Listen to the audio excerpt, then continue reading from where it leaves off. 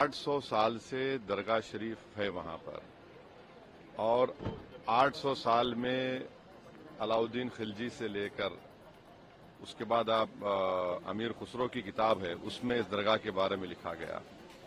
फिर बादशाह अकबर ने वहां पर कई चीजें बनवाई। फिर मुगलों का दौर जब खत्म हुआ तो मराठाओं का दौर शुरू हुआ।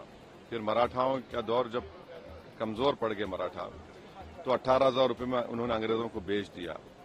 उस वक्त भी कई, जैसे जयपुर का रॉयल फैमिली है, उन्होंने 40,000 का सिल्वर पेश किया दरगाह के लिए, खिदमत की दरगाह की। देश के हर प्रधानमंत्री उर्स के दौरान वहां पर चादर बिछाते हैं। हमारे पड़ोस में जो 2 ममालिक हैं, कंट्रीज हैं, उनका ऑफिशियली डेलीगेशन वहां पर जाता है। जो इंडियन डायस्पोरा है सारी दुनिया में, वो वहां पर अकीदत रखते हैं, आते हैं सुल्तान हिंद के पास। आज अचानक आप ये हरकत कर रहे हैं, तो सलीम चिश्ती की दरगाह नहीं है रहमतुल्लाह अलैह की, और ख्वाजा गरीब नवाज की दरगाह नहीं है। कहाँ रुकेगा बताइए? ये प्लेसेस ऑफ वर्शिप एक्ट 91 का क्या होगा? क्या अब डीवाईसी चंद्रचूड़ तो अब तो नहीं है, सीजीआई, क्या उनको अब ख्याल आ रहा है कि अगर वो इसको रोक देते? राम मंदिर के जजमेंट में उन्होंने प्लेस ऑफ वर्शिप एक्ट को, जजेस ने कहा कि ये बेसिक स्ट्रक्चर का हिस्सा है। बाद में सीजीआई ने खामोश हो गए जब चंद्रचूड़ थे। अब चंद्रचूड़ अपनी लेगेसी को प्रोटेक्ट करने के लिए हर जगह मीडिया चैनल बैठकर इंटरव्यू दे रहे हैं। उन्होंने देखा क्या कर दिया उन्होंने। ये आपने देखा संभल में क्या हुआ, 5 लोगों की, मासूम लोगों की मौत हो गई। अब भारत सरकार को पार्टी बनाया गया, मिनिस्ट्री ऑफ माइनॉरिटी अफेयर्स को, एएसआई को। अब नरेंद्र मोदी की सरकार क्या वो कहेगी जिस पर नरेंद्र मोदी ने अपनी चादर बिछाई है बहैसियत प्रधानमंत्री, कि वो दरगाह है नहीं है? एएसआई क्या बोलेगा? ये पूरा देश को डिस्टेबलाइज करने के लिए, और ये देश के हित में नहीं, हम बार बार आपको कह रहे हैं। ये जो ताकतों का ये जो लोग हैं, इनका डायरेक्टली इनडायरेक्टली ताल्लुक बीजेपी आरएसएस से है, इससे कोई डिनाई नहीं कर सकता। दिल्ली से लॉयर्स को लाकर आपने ये केस डाला है, और आप 800 साल से दरगाह है, इसको बोल रहे दरगाह नहीं है, तो फिर क्या होगा? फिर देश में क्या कोई खामोश बैठ जाएगा? अब कल कोई मुसलमान जाके बोलेगा नहीं ये वर्शिप की जगह नहीं है, किसी और की, मेरी है।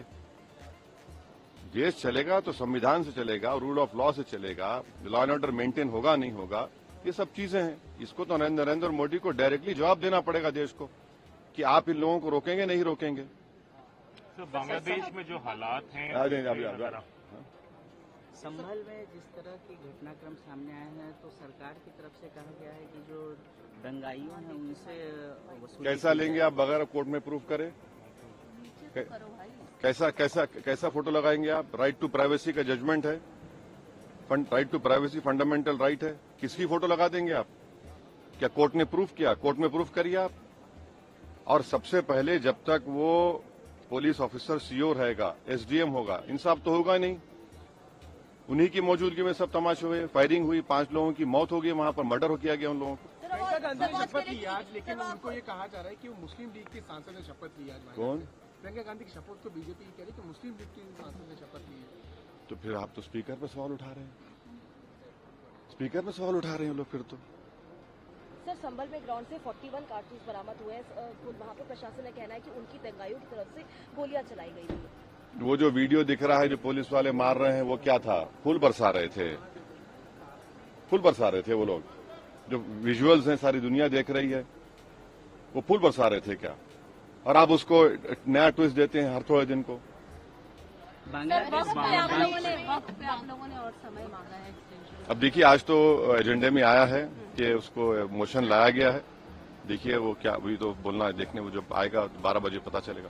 बांग्लादेश मंदिर के सीयर को उनको अरेस्ट किया गया है, और जिस तरह का घटनाक्रम आया भाई, भारत सरकार ने अपना जवाब दिया है, हम उसकी तायीद करते हैं। एमईए ने जो दिया है, सरकार की तरफ से क्या, और सरकार की तरफ से जो आया है, हम तो जब सरकार बोल रही है तो हमारी तरफ से बोल रही है ना, और क्या है?